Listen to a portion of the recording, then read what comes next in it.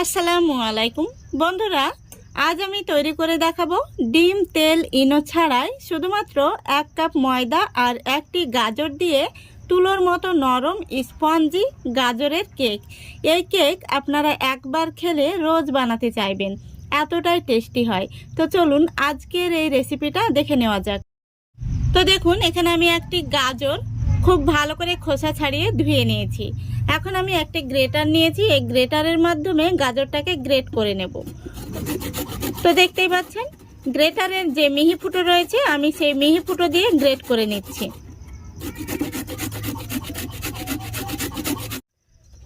তো দেখুন বন্ধুরা, আমি সম্পূর্ণ গাজরটা গ্রেট করে নিয়েছি।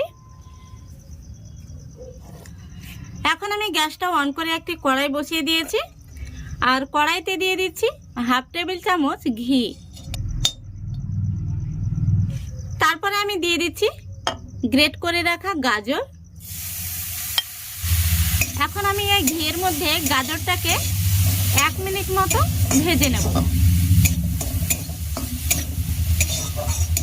দেখুন 1 মিনিট মতো আমি গাজরটাকে ঘিয়ের মধ্যে ভেজে নিয়েছি। এখন আমি এর মধ্যে দিয়ে দিচ্ছি 1/3 কাপ চিনি। এখন আমি আরো 1 মিনিট মতো রান্না করে নেব, তাহলে চিনিটা খুব সুন্দরভাবে গলে যাবে আর গাজরটাও কিন্তু অনেকটাই নরম হয়ে যাবে। দেখুন বন্ধুরা, চিনিটা খুব সুন্দরভাবে গলে গেছে আর গাজরের মধ্যেও কিন্তু মিষ্টিটা খুব সুন্দরভাবে ঢুকে গেছে। তো এখন আমি গ্যাসটাকে অফ করে দিচ্ছি। এবার এটাকে আমি নামিয়ে ঠান্ডা করে নেব। তো বন্ধুরা, এখন আমি কেকের ব্যাটারটা তৈরি করে নেব। সেই জন্য এখানে নিয়ে নিচ্ছি একটা মিক্সিং বোল। তারপরে নিয়ে নিচ্ছি 1 কাপ ময়দা। ময়দাটা আমি আগে থেকে চেলে নিয়েছি। এবার দিয়ে দিচ্ছি 1/2 টেবিল চামচ বেকিং পাউডার, আর দিয়ে দিচ্ছি 1/2 টেবিল চামচের অর্ধেক বেকিং সোডা। সেই সাথে দিয়ে দিচ্ছি স্বাদ মতো লবণ। এখন আমি একটি শুকনো চামচ দিয়ে খুব ভালো করে মিশিয়ে নেব। তো বন্ধুরা, ডিম, তেল, ইনো ছাড়াই আজকে আমি এই গাজরের কেকটা খুবই সহজভাবে বানিয়ে দেখাবো। আর খেতে তো বন্ধুরা দুর্দান্ত হয়, আপনারা একবার খেলে রোজ বানাতে চাইবেন। তো দেখুন খুব সুন্দর করে আমি মিশিয়ে নিয়েছি। এখন আমি গাজরের যে মিশ্রণটি বানিয়েছি সেটা দিয়ে দেব। তো বন্ধুরা, এখানে কোনো রকম চিনি দেওয়ার প্রয়োজন নেই, যেহেতু আমি গাজরের সঙ্গে চিনি দিয়ে দিয়েছি। এখন আমি এখানে নিয়েছি তরল দুধ, কিছুটা পরিমাণে দিয়ে দিচ্ছি। তারপর একটি হ্যান্ড উইস্ক নিয়েছি, হ্যান্ড উইস্ক দিয়ে খুব ভালো করে আমি ব্যাটারটা তৈরি করে নেব। এইভাবে হ্যান্ড উইস্কটাকে যে কোনো একটা সোজাতেই ঘোরাতে হবে, দুধটাকে একসঙ্গে দেওয়া যাবে না, এইভাবে অল্প অল্প করে দিয়ে ব্যাটারটা তৈরি করে নিতে হবে। দেখুন বন্ধুরা, আমি খুব সুন্দরভাবে ব্যাটারটা তৈরি করে নিয়েছি। এখন আমি সবশেষে দিয়ে দিচ্ছি ভ্যানিলা এসেন্স। আপনাদের হাতের কাছে ভ্যানিলা এসেন্স বা চকলেট এসেন্স না থাকলে সামান্য পরিমাণে এলাচের গুঁড়ো দিয়ে দেবেন।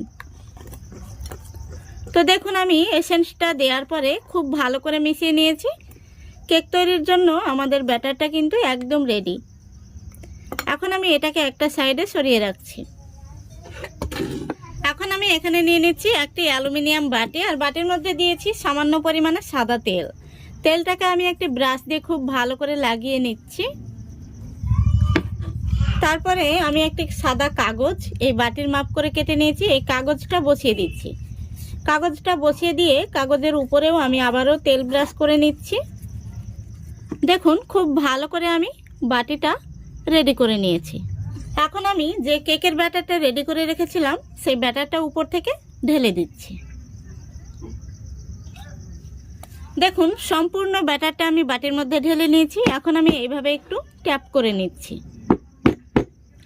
এতে করে বাতাস থাকলে বাতাসটা বেরিয়ে যাবে। এখন আমি চলে যাব কেকটা বেক করতে।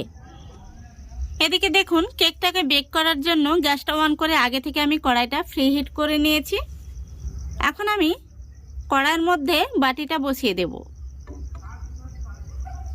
এখন আমি উপর থেকে ঢাকনা দিয়ে দিচ্ছি। ঢাকনার মধ্যে যে ছিদ্র রয়েছে সেখানে আমি একটি কাগজ দিয়ে বুজিয়ে দিয়েছি। এখন আমি গ্যাসের ফ্লেমটা একদম লো ফ্লেমে রেখে পুরো 40 মিনিট জাল করে নেব। দেখুন বন্ধুরা, পুরো 40 মিনিট হয়ে গেছে আর আমি এখন গ্যাসটা অফ করে দিয়েছি। এখন আমি ঢাকনাটা খুলে দেখে নেব কেকটা কেমন হয়েছে। তো বন্ধুরা, এখানে আমি কেকটা বেক করতে দিয়ে 20 মিনিট পরে কিছু বাদাম উপর থেকে দিয়ে দিয়েছি। এখন আমি একটি কাঠি দিয়ে দেখে নেব কেকটা ভেতর থেকে হয়েছে নাকি কাঁচা রয়েছে। দেখুন কাঠিটা কিন্তু একদম পরিষ্কার বেরিয়েছে, তার মানে আমাদের কেকটা খুবই সুন্দরভাবে হয়ে গেছে। এখন আমি কড়াই সমেত কেকটাকে নামিয়ে ঠান্ডা করে নেব, যেহেতু বাটিটা ধরা যাবে না, কেকটা ভর্তি হয়ে গেছে। দেখুন বন্ধুরা, কেকটাকে আমি কিছুটা ঠান্ডা করে নিয়েছি। এখন আমি একটি চাকু নিয়েছি, এটা দিয়ে কেকের সাইডটা ছাড়িয়ে নেব।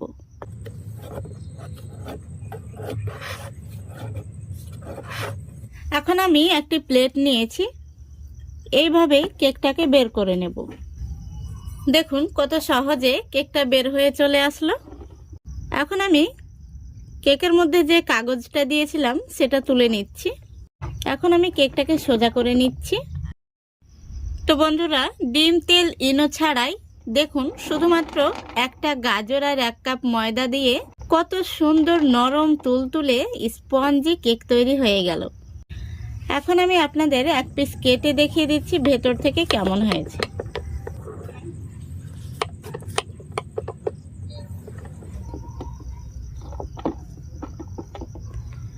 দেখুন বন্ধুরা, কেকটা কত সুন্দর হয়েছে। এই দেখুন, একদম নরম তুলতুলে। তো আমার মতো করে আপনারা একবার হলেও বাড়িতে বানিয়ে দেখবেন। গাজরের এই কেক খেলে এর স্বাদ কখনোই ভুলতে পারবেন না, বারবার এই কেক বানাতে ইচ্ছে হবে। তো আশা করছি আজকের এই রেসিপিটা আপনাদের ভালো লেগেছে। যদি ভালো লেগে থাকে অবশ্যই লাইক, কমেন্ট, শেয়ার করে দেবেন এবং চ্যানেলটিকে সাবস্ক্রাইব করে অল নোটিফিকেশানটি অন করে সঙ্গে থাকবেন। আজকের মতো এখানেই বিদায় নিচ্ছি। সবাই ভালো থাকবেন, সুস্থ থাকবেন। খোদা হাফেজ।